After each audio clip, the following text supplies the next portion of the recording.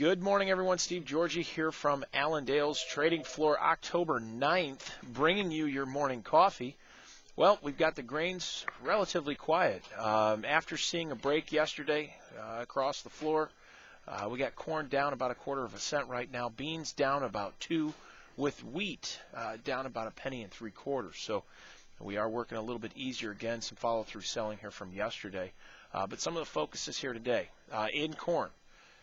The weather that we've got here over the next few days, guys are out in the fields, we've got some harvest going on, and that's going to continue here, probably going into the weekend is when you got your next rain event coming.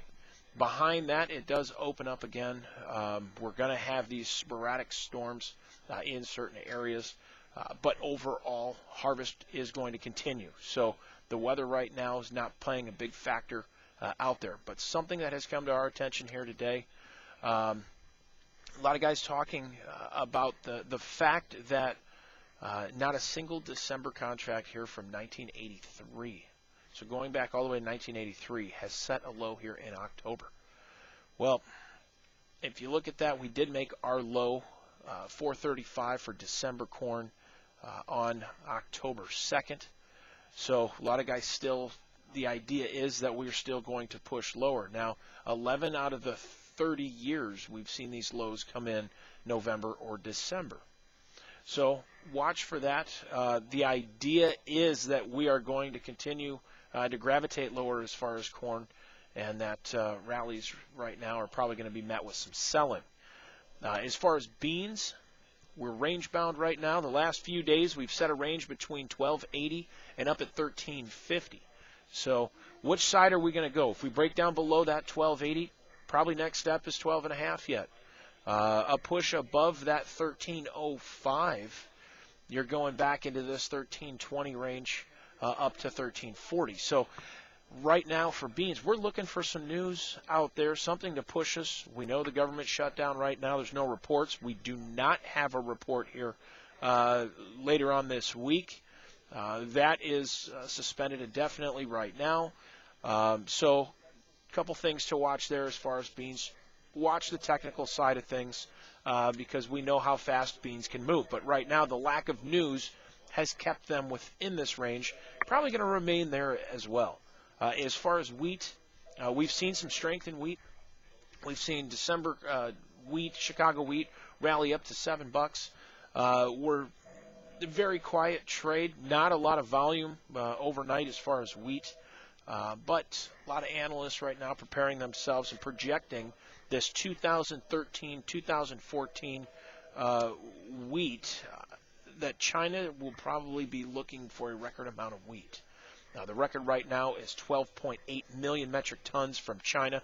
That was set back in 1995-96. And a lot of guys are projecting this right now, mostly due to record high domestic prices in China. That should continue to keep support under the wheat market right now. So that's certainly a story that we need to continue to watch over the next few weeks as well.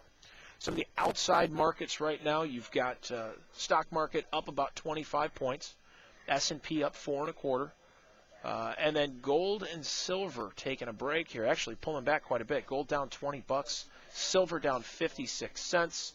A lot of Goldman Sachs' estimates for metals are lower yet, mostly for gold, projecting that gold is still in a sharp downtrend and going to remain that way here throughout the year.